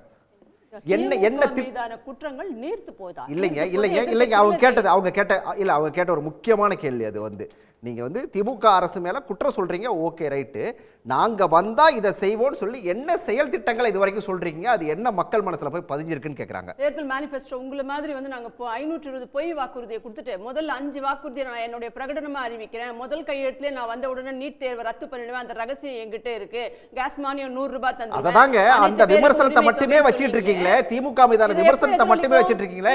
நீங்க வந்தா என்ன பண்ண போறீங்க அப்படிங்கறது இது வரைக்கும் சொல்லலையேங்கற. உங்களை மாதிரி பொய் வாக்குறுதி தர மாட்டோம் நாங்க. தேர்தல் அறிக்கை வந்தா தானே நாங்க சொல்ல முடியும். தேர்தல் வரும்போது தான் சொல்லுவோம் நாங்க. நீங்க பண்ணாததே உங்களுக்கு பெரிய பிரச்சனை. நீர்த்து போகல. எப்ப சொல்லி எப்ப மக்களை கன்வின்ஸ் பண்ணி இருங்க அந்த ஒரு கேள்வி கேட்டீங்க, அது பதில் சொல்லிட்டேன். அவங்க முடிச்சிட்டோம். ஒரு செகண்ட் அவங்க முடிச்சிட்டோம். எப்ப சொல்லி எப்ப மக்களை கன்வின்ஸ் பண்ண போறீங்க? முடியுதா? 6ல இருந்து 60 வயது வரைக்கும் பெண்களுக்கு இன்னைக்கு பாதுகாப்பு இருக்கா? ஷர்மிளா பதில். ஒரு செகண்ட் அதை கேட்டுருவோம். ஒரே செகண்ட் அதை கேட்டுருவோம். இருங்க ஒரு செகண்ட் மேடம். ஒரு செகண்ட் சசிரேகா. ஒரு செகண்ட் இல்ல அவங்க பேசுறது இப்ப எனக்கு கேட்க மாட்டேங்குது. ஒரு செகண்ட் இருங்க மேடம். ஒரு செகண்ட் இருங்க ஷர்மிளா. தேர்தல் வந்தாதான் பெண்களுக்கு பாதுகாப்பு இல்லை. இதே பல்லவியை தான் தொடர்ந்து நீங்க பாடிக்கிட்டு இருக்கீங்க. பெண்களுக்கு பாதுகாப்பு இல்லாம தான் இன்னைக்கு இந்தியாவில் இருக்கக்கூடிய ஃபேக்டரிஸ்ல கிட்டத்தட்ட 50% பெண்கள் வேலை செஞ்சுட்டு இருக்காங்களா? பெண்களுக்கு பாதுகாப்பு இல்லாம தான் இன்னைக்கு வந்து பெண்கள் வெளியில வராங்களா? சுதந்திரமா நடமாடுறாங்களா? அங்கொன்றும் நடக்கக்கூடிய இன்சிடென்ட்ஸை வச்சு ஒட்டுமொத்தமா தமிழ்நாட்டை ஜெனரலைஸ் பண்ற இந்த தவறை முதல்ல நிப்பாட்டுங்க. இது மக்கள் கிட்ட ரெசனேட் ஆகவே ஆகாது. ஒரு அண்ணா யூனிவர்சிட்டில ஒரு சம்பவம் நடந்ததுன்னா 3 மாசத்துல குற்றவாளிக்கு தண்டனை வாங்கிட்டாங்க. பொள்ளாச்சி சம்பவத்துல நீங்க என்ன பண்ணீங்க? ஒரு எஃப்ஐஆர் பதிவு பண்றது கூட எவ்வளவு நாள் ஆச்சு? நீங்க சொல்றீங்க எடப்பாடி ஆட்சி காலத்துல சிறப்பான ஆட்சி கொடுத்தாங்கன்னு. உங்க கட்சியை சேர்ந்த செங்கோட்டையன் தான் சொன்னாரு 5 வருஷம் பாஜக தயவுல தான் நாங்க ஆட்சி நடத்தணும் அப்படின்னு சொன்னாரு. இன்னைக்கு உங்களுக்கு கூட்டணியில கட்சிகள் சேர மாட்டேங்குது. உங்க கட்சி தலைவர் பேசுற யாருக்கு கேட்காது. பொள்ளாச்சி வழக்குல பாண்டியன் எஸ்பிக்கு பதவி உயர்வு கொடுத்தது இவங்கலாம் நாங்களா கேட்காது. இருங்க நீங்க சொல்லிட்டீங்க, அவங்க சொல்லிட்டு பதில் சொல்லி எஃப்ஐஆர் ஃபைல் பண்ண எவ்வளவு நாள் ஆச்சு? பொள்ளாச்சி வழக்குல எஃப்ஐஆர் ஃபைல் பண்ண எவ்வளவு நாள் ஆச்சு?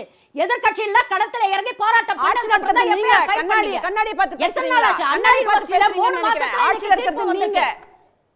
எங்க கண்ணாடி பத்தி இல்ல, நாங்க நியாயத்தை பேசுறோம். அதே மாதிரி தாவேகாவுக்கு கேக்குறேன், பெண்களுக்கு பாதுகாப்பு இல்லைன்னு பேசுறதுக்கு என்ன தகுதி இருக்கு? இன்னைக்கு சமூக வலைதளம் இன்னைக்கு என்ன எவ்வளவு நாரிட்டு இருக்கு தெரியுமா? உங்க கட்சியில இருக்கக்கூடிய பெண்களுக்கு பதவி கொடுக்கறதுக்கு பாலியல் ரீதியா சொரங்கிட்டு பேசுறாரு. நீங்க பெண்கள் பாதுகாப்பு பத்தி பேசுறீங்க. கஞ்சாவும் ஒண்ணா?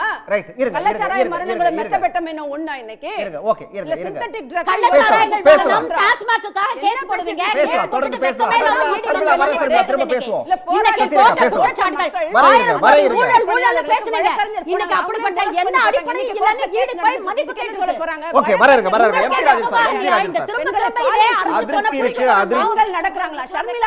மத்த பெண்கள் நடக்க முடியுதா?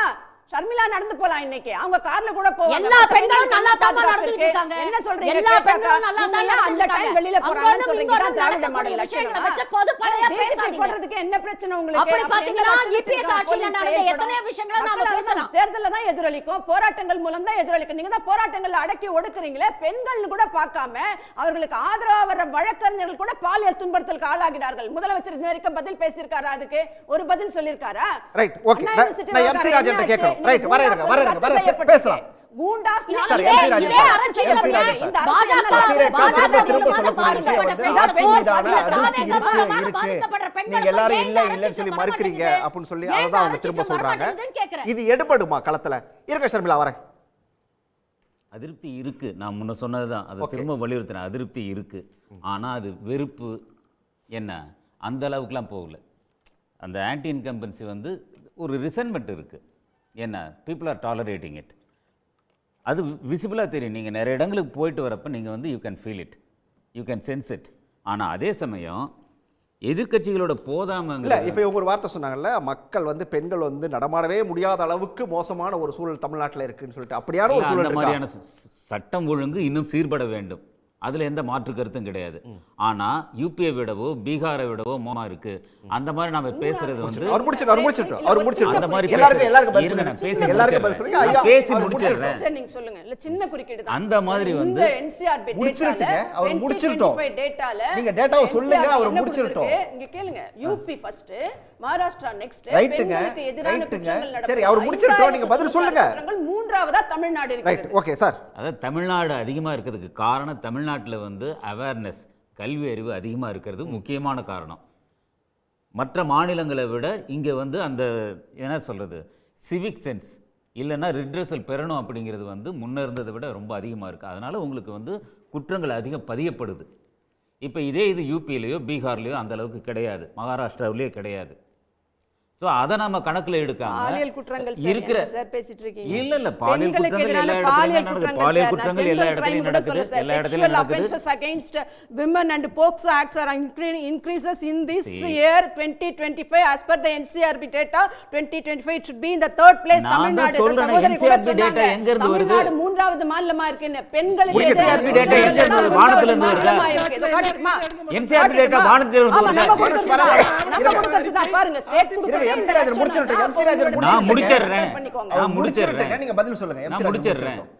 தமிழகத்தில் வந்து அவேர்னஸ் அதிகமா இருக்கு. வெதர் இட் இஸ் விமன் இல்லைன்னா தலித் இல்லைன்னா மார்ஜினலைஸ் அப்படின்னாக்க அவங்களுக்கான கல்வி அறிவும் தங்களோட உரிமைகளை பெறணும் அப்படிங்கிறதுக்கான எழுச்சியும் இருக்கு. அதனால வந்த விளைவு தான் நிறைய குற்றங்கள் பதியப்படுது. மற்ற மாநிலங்களை விட இங்க கூடுதலான அறிவு வளர்ச்சி இருக்க, கல்வி வளர்ச்சி இருக்கிறதுனால அது உங்களுக்கு தெரியுது.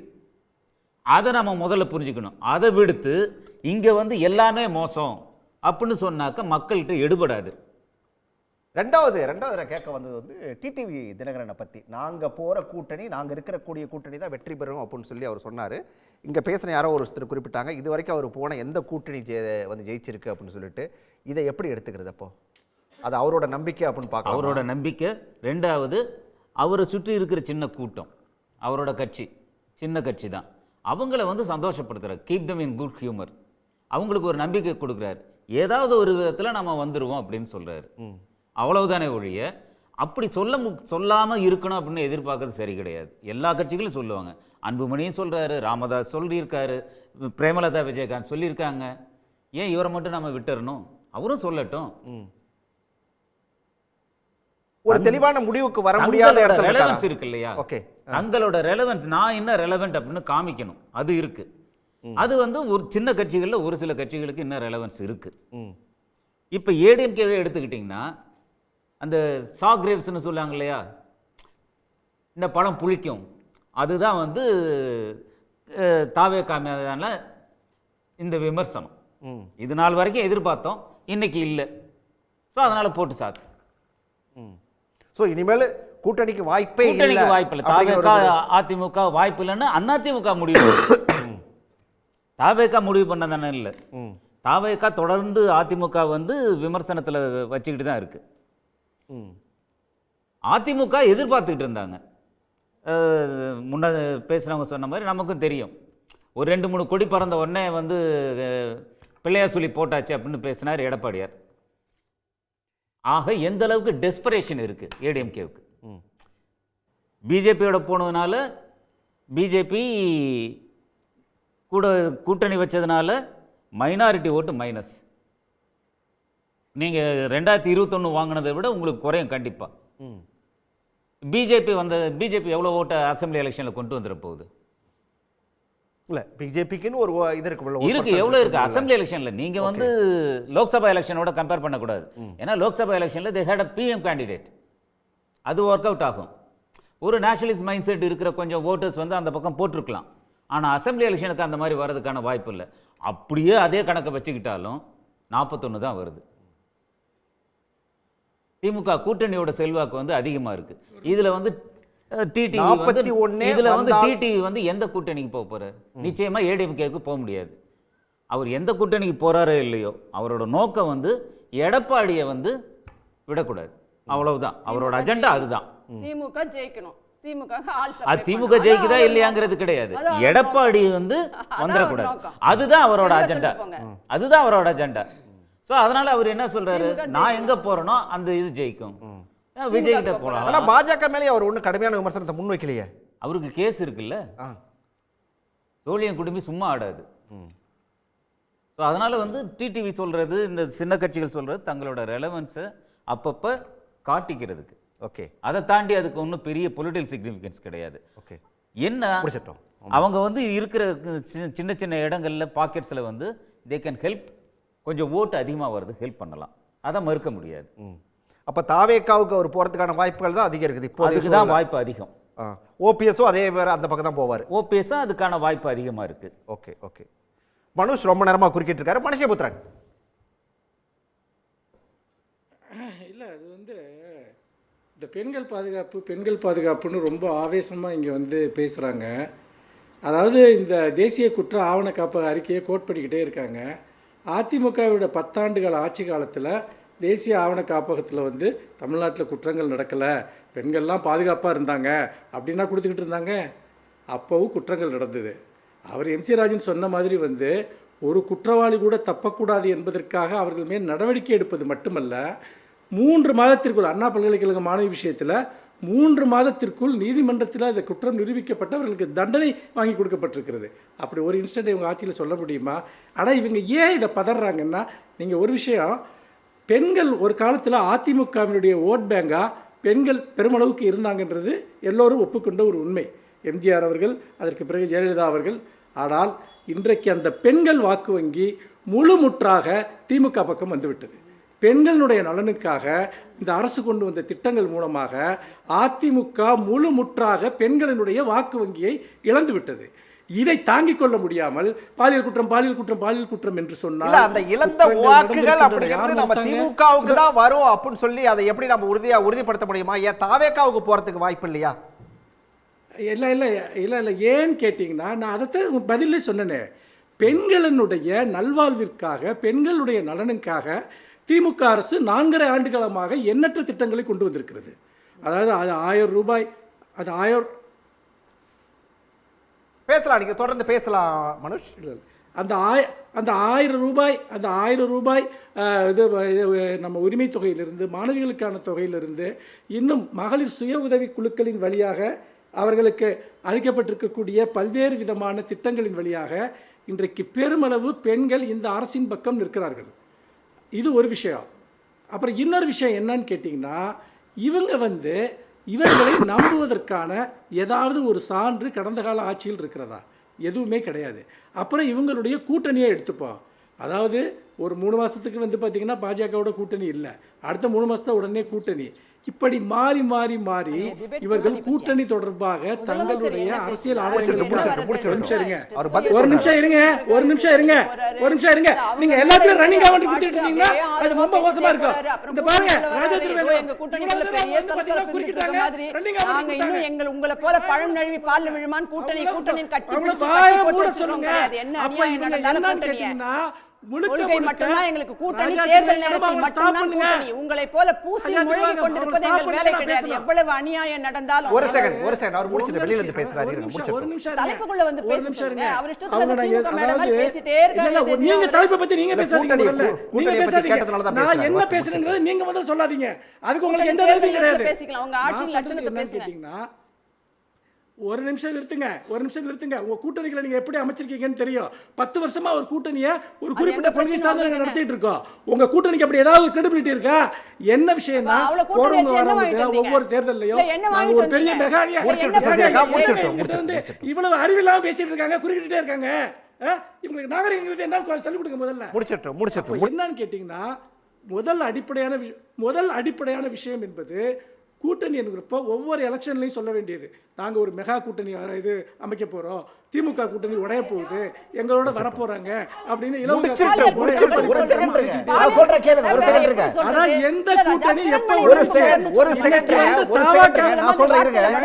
என்னங்க இது கேவலமா இருக்குங்க, கேவலமா இருக்கு. அப்படிதான் இருக்கு உங்க விளக்கம். சொல்லுங்க அவங்கள முதல்ல. இவ்வளவு நேரம் வந்து உளறிட்டு இருந்தாங்கல்ல, பொறுமையா கேட்டோம்ல. அப்ப என்னன்னு கேட்டீங்கன்னா, கூட்டணியை பற்றி நேத்து வந்த தாவேக்காட்ட கூட போய் கெஞ்ச வேண்டிய ஒரு இடத்துல தான் நாங்க போய் இன்னைக்கு பார்த்தோம். நீங்க அதிமுக வந்தீங்களா? இருக்கு. இல்ல இவர் தான் அதை வந்து விடுங்க. கூட்டணி பேச்சுவார்த்தை இல்ல, நடத்தினாரா? பதிலுக்கு பதில் பேசினா சரியா இருக்காது. இருங்க, முடிச்சிட்டோம். பதிலுக்கு பதில் பேசி டிபேட் பண்ண முடியாது, பேச முடியாது. இருங்க சசிரேகா.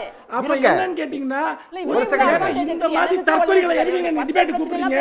எந்த நாகரிகம் இல்லாத தற்கொலைகளை எதுக்கு கூப்பிடுறீங்க? எந்த நாகரிகம் இல்லாத தற்கொலைகளை எதுக்கு கூப்பிடுறீங்க?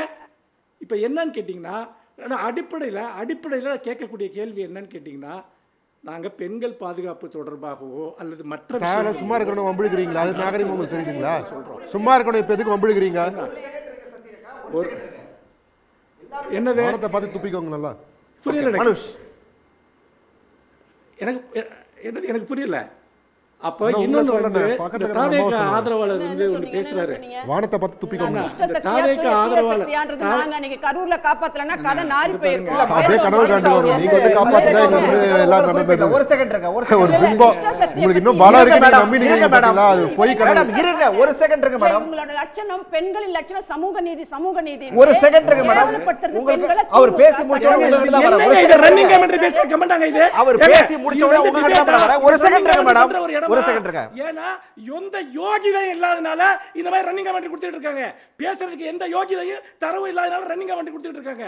தைரியம் இருந்தா ஆர்குமெண்ட் கேட்டுட்டு போய் சொல்லுங்க. என்ன உங்களுக்கு எதுக்கு நாகரிகம்? நாகரிகம்ங்கிற வார்த்தைக்கு அர்த்தம் தெரியாத உங்கள்ட்ட நாகரிகமா பேசணுமா? அப்படியே டிபேட்டுக்கு வரீங்க. இதான் இந்த ஆட்சியின் லட்சணம். செய்தி தொடர்பாளர்கள் லட்சணமே இல்ல தனிப்பட்ட தாக்குதல் அனுமதிக்க முடியாது. தனிப்பட்ட தாக்குதல் வேண்டாம். தனிப்பட்ட தாக்குதல் தயவு செய்து வேண்டாம். அமைதியா இருங்க. டேபிள்ல வந்து உட்கார லாயக்கு இல்லாத ஆள் நீங்க. ஓகே லோகேஷ் ஒரு செகண்ட் இருங்க மனுஷ். ஒரு செகண்ட் இருங்க மனுஷ். இருங்க எல்லாருக்கும் புரியுதுங்க. இவர் பேசுறாரு எல்லாத்துக்கும் பதில் சொல்லிட்டு இருக்கீங்க. ஒரு செகண்ட் இருங்க. சும்மா இருந்தாரு உங்க நேரத்துல பேசுங்க. ஓகே, இப்போ நான் வந்து இவங்களுக்கு பதில் சொல்றது வந்து எனக்கு என் செவுத்துல நானே போய் செவுத்துல முட்டிக்கிறது சமானம். ஓகே, நான் வந்து திமுக பதில் சொல்றது சரியா இருக்கும்னு நினைக்கிறேன். ஒரு விஷயத்துல நான் வந்து இது பண்றோம், அதாவது 100 நாள் வேலை திட்டம் 125 நாளாக மாற்றினதில் 60-40 ஷேர் இருக்குது, அதில் பிரச்சனை இருக்குது, புரியுது. நான் அந்த விஷயத்தை வந்து இவங்க எதிர்ப்பு தெரிவிக்கிறது சரின்னு நான் சொல்கிறேன்.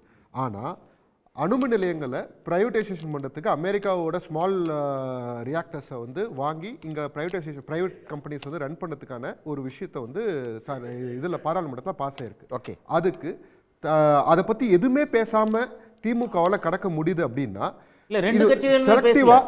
செலக்டிவான விஷயத்துக்கு மட்டும்தான் பேசுறாங்க அப்படின்றது நமக்கு சந்தேகம் வருது. இப்போ பாஜக எதிர்க்கிறதுனா முழுமையாக எதிர்க்கணும் இல்லையா? இப்போ பாஜக எதிர்க்கிறது தான் உங்களை தேர்தல் ஸ்ட்ராட்டஜின்னு ஆகிப்போச்சுன்னா அவங்க செய்கிற தப்பு எல்லா தப்பையுமே ஏன் சொல்ல மாட்டேங்கிறீங்க? உங்களுக்கு ஒருவேளை அதில் ஏதாவது ஃபேவர் இருக்கா அப்படின்ற கேள்வி பேக்ரவுண்டில் வருது. ஓகேங்களா? ஏன்னா வந்து அது ஒரு பெரிய ஆபத்தான திட்டம். ஒரு அந்த திட்டத்தை சப்போஸ் ஃபெயிலியர் தாவேகா வந்து பாஜக வந்து கொள்கை எதிரின்னு சொல்லி சொன்னாலுமே கூட எந்த மேடைகள்லையும் திமுக விமர்சனம் பண்ற அளவுக்கு பாஜகவை நாங்க ரொம்ப தெளிவா ஈரோடு மீட்டிங்ல விஜயநாத் தெளிவாகவும் சொல்லியிருக்காரு, மறுபடியும் சொல்லியிருக்காரு, 2026 திமுக எதிர்க்கிறது தான் மெயின் களம், அதை தான் நாங்கள் செய்யறோம் அப்படின்றத சொல்லிட்டாரு. அங்க வந்திருக்க தொண்டர்கள் எல்லாருமே யுனானிமஸா எங்க கொள்கை எதிரி யாரு, அரசியல் எதிரி யாருன்றத அவங்களே சொன்னாங்க. அவங்க தான் சொன்னாங்க. அந்த புரிதல் தொண்டர்களுக்கும் இருக்கு. அந்த புரிதல் தொண்டர்களுக்கு இருக்கு. அதுக்காக பாஜக இப்போ நான் சொல்லும் போது அவங்க பாஜக செஞ்சது சரி நீங்க சொன்னா கிடையாது. ஆனா திமுக செலக்டிவான விஷயத்துக்கு மட்டும் தான் எதிர்ப்பு தெரிவிக்கிறது என் பாயிண்ட். அதே மாதிரி எனக்கு முன்னாடி பேசின மேடம் சொல்லிட்டு இருக்கும்போது, அதாவது திமுக சப்போர்ட் பண்ற மேடம் ஒரே நிமிஷம் சொல்லி மைக் ஆன் பண்ணுங்க ஒரு நிமிஷம். இல்லை இதாவது என்ன கேட்டேன்னா, இவங்க இந்த குற்றச்சாட்டுற விஷயங்கள்லாம் இருக்குல்ல, இதில் எந்தெந்த விஷயத்துக்கு விஜய் வந்து பார்த்தீங்கன்னா இது சென்ட்ரல் கவர்மெண்ட் பற்றி கேள்வி கேட்டார், ஒன்றிய அரசை பார்த்து என்ன அறிக்கை விட்டாங்க, எந்தெந்த விஷயத்துக்காக நான் கேட்டது பேசிட்டு இருக்காரு. அணுமின் நிலையம் பிரைவேடைசேஷன் கொண்டு வராங்களே, பிரைவேட் பார்ட்டிசிபேஷன் இருக்கு, அதுல திமுக ஸ்டாண்ட் என்னன்னு கேட்டேன். அதுக்கு நீங்க பதில் சொல்ல மாட்டேங்கிறீங்க. தாவேகா என்ன நான் சொல்லிருந்தா தப்புன்னு சொல்லிட்டு இருக்கீங்க. தாவேகா அதனோட பேச வந்திருக்கேன், தப்புன்னு சொல்றேன். திமுக என்ன ஸ்டாண்ட் இருக்கு என்ன சொன்னாரு? நீங்க ஒரு ஆதரவாளர் ஏங்க, பாஜக சென்ட்ரல்ல என்ன ஸ்கீம் கொண்டு வந்தாலும் அத ஸ்டிக்கர் ஒட்டி செய்ய போறீங்க. ஒரு திட்டத்துக்கு எதிர்க்கிறீங்க, இன்னொரு திட்டத்துக்கு அமைதியா இருக்கீங்க. அதுக்கு காரணம் என்னன்னு கேக்குறேன். அடிப்படையில இப்ப 100 நாள் வேலை திட்டம் தொடர்பா விஜயோட கொள்கை என்ன? இதை முதல்ல சொல்லுங்க. இந்த அணுசக்தி விஷயத்துல விஜயோட நான் கொள்கை கேட்ட என்ன? கேள்வி திமுக அணுமின் ஒவ்வொரு நிலையங்கள் சின்ன சின்ன விஷயத்தை பத்தி பேசுறாருல்ல. இருக்குன்னு நான் சொல்லிருக்காங்க. கேக்குறது அதுக்கு நீங்க பதில் சொல்லுங்க. நாடாளுமன்ற பாஸ் ஆயிருக்கு. உங்க அதுக்கு விஜயோட நேரம் குறைவா கொள்கை இருக்கு, நேரம் என்ன? குறைவா இருக்கு. விஜயோட கொள்கை அதுக்கே நேரடியா என்ன? பதில் சொல்ல மாட்டேங்கிறீங்க. நான் கேக்குறதுக்கு பதில் சொல்லுங்க. நான் move on ஆகுறேன் நீங்க சார். போய் ஓகே, நீங்க வந்து அங்க போய் ஓகே, மனோஜ் பேசுங்க. நேரம் இல்ல. எதிர்ப்பில்லைன்னு சொல்றாங்க. நான் வந்து சிஎம் தொகுதி கொளத்தூர் தொகுதியில சேர்ந்தவன். மனோஜ் ஒரு செகண்ட், மனோஜ் நேரம் இல்ல, ஒரே செகண்ட். பாஜக என்ன தீய சக்தி எல்லாத்துக்கும் பதில் சொல்லிட்டு தான் இருந்தீங்க. என்ன தீய சக்தி பேசுறாரு அவரு? விஜய் பேசுறாரா? அத முதல்ல கேளுங்க. ஆக மொத்தம் நீங்க வந்து அணுமின் நிலையத்தை பத்தி எதுவுமே பேச மாட்டீங்க. அதை விட்டு விஜய் பேசுறாரான்னு சொல்லுவீங்க. பாஜகவை சரட்டுவாது இருக்காதீங்க, முழுசா எதிர்ங்கன்றோம். அவ்வளவுதான் நாங்க வைக்கிற ரிக்வெஸ்ட். ஒரு விஷயங்களை எதிர்த்து மத்த விஷயங்களை சொல்றீங்களே. சுருக்கமா. இவங்க ஏதோ பெருமையா நாங்க எப்ப கூட்டணிக்கு உங்களை கூப்பிட்டோம், வெக்கம் இல்லாமல் இவர்களுடைய தொண்டர்கள் தான் கொடியை தூக்கிட்டு வந்த உடனே வந்தாரை வரவேற்கும் மரியாதைக்காக அங்க பாருங்க அப்படின்னு சொன்னா அதை எதுக்கு பெருமையா எடுத்துட்டு கூட்டணிக்கு வந்துட்டாங்க? இல்ல, அத பெருமையா சொன்னது எடப்பாடி தான். பிஎல்ஓங்க எங்க? இல்ல, அத பெருமையா சொன்னது எடப்பாடி தான் சொன்னாரு. மரியாதை போற ஊர்ல எல்லாம் தூக்கிட்டு நின்னுட்டு எடப்பாடியாரை எங்களுக்கு பிடித்திருக்கிறது அதனால் வந்தோம் நாங்களா வட சுட்டோம். என்ன பண்ணிட்டு இருந்தீங்க அப்பெல்லாம்? உங்க தலைவர் என்ன வாயில கொழுக்கட்டை வச்சிட்டு இருந்தாரு? எதுக்காக அங்க போறீங்கன்னு சொல்ல வேண்டியது தானே? இன்ன வரைக்கும் சொல்லிட்டு இருக்காங்க எங்க கூட்டத்துக்கு வந்துட்டு பத்தாததுக்கு. இவங்க எல்லாம் ஒரு ஆளாவே நாங்க நினைக்கவே இல்லை. இது தூய சக்தியா துஷ்ட சக்தி? எங்க கொள்கையை எடுத்துட்டு வெக்கம் இல்லாமல் தூக்கிட்டு நாங்க தீய சக்தின்னு சொல்லி ப்ரூவ் பண்ணதை தூக்கிட்டு எங்க தலைவர்களை மானம் இல்லாம தூக்கி சுமந்துட்டு பாக்கெட்ல வச்சிருக்காரு எங்க தலைவி படத்தை. அதே தூக்கிட்டு வந்து அவரே பக்கத்துல நிக்க வச்சுட்டு அண்ணன் அப்படி அண்ணன் இப்படின்னு ஒரு செங்கோட்டையன் போனதுக்கே இப்படி பேசிட்டு இருக்கீங்களே. 9000 செங்கோட்டையன்களை உருவாக்கக்கூடியவர்கள் நாங்கள். அதெல்லாம் திமுக போகும்போது வாயை மூடி நின்று தாவேக்கு வரும்போது கூறீங்க. அது திமுக போகும்போது சேர்த்து கத்த வேண்டியதுதான். அப்போ திமுக தாவேக்கு வரும்போது மட்டும் கேக்குறீங்க. திமுக டசன் போனாங்களே, அப்பெல்லாம் உங்களுக்கு கண்ணுக்கு தெரியலீங்களா? இந்த சக்தி தானே இந்த சக்தி? கேடுகட்ட பாலியல் ஜல்சா சக்தி ஆகிவிட்டு அவங்களுடைய நாமக்கல் மாவட்ட செயலாளர் செந்தில்நாதன் கூட்டணி கட்சியை கலாய்க்கிறாங்களோ, பாஜக கலாய்க்கிறாங்களோ? அரசை பத்தி பேசுறதுக்கு இதுங்களுக்கு என்ன அருகதை இருக்கு? கூட்டணி கட்சி பாஜக கலாய்க்கிறாங்க. கூட்டணி கட்சி பாத்துக்கோங்க. எப்படி ஒரு பெண் நடத்தின கட்சி உலகத்துக்கே உதாரணமா இருந்தது. அவங்களோட கோட்ஸ் எல்லாம் எடுத்து வெக்கம் இல்லாம ஊர் ஊரா போய் சொல்லிட்டு எழுதி தரவங்களுக்கு அது கூட தெரியாது. காப்பி அடிச்சிட்டு ஏன்னா கண்ணு தலையில என்ன மூலையில மண்ணா இருக்கு, இல்ல மண்ணா இருக்கு. எங்களுடைய கொள்கை ஒரே ஒரு வரி முடிச்சலாம். நேரம் இல்ல. சுருக்கமா. சிஎம் தொகுதியில எதிர்ப்பு இல்லன்னு சொல்றாங்க. நான் சிஎம் தொகுதி சேர்ந்தவன். ஒரு பெண் வீட்டுக்குள்ள நேரா இல்ல, நீங்க வேற பக்கம் டைவர்ட் ஆகுறீங்க. நேரம் இல்ல. நான் டைவர்ட்ல ஆகல. எதிர்ப்பு இருக்குன்றது தான் பாயிண்ட். குப்பையை கூட ஒழுங்கா அகற்றுறது இல்ல சார். அதுதான் ரியாலிட்டி. அது சிஎம் சார் தெரியப்படுத்துற இந்த காணொளி மூலமா அவ்வளவுதான் என் ரிக்வெஸ்ட். நன்றி சசிரேகா, நன்றி மனுஷ், நன்றி வாத்திர பக்கெட் அனைவருக்கும் நன்றி. மீண்டும் ஒரு நிகழ்ச்சியில் சந்திக்கலாம் நேயர்களே. நன்றி, வணக்கம். உடனுக்குடன் செய்திகளை தெரிந்து கொள்ள சன் நியூஸ் பெல் ஐகானை கிளிக் பண்ணுங்க.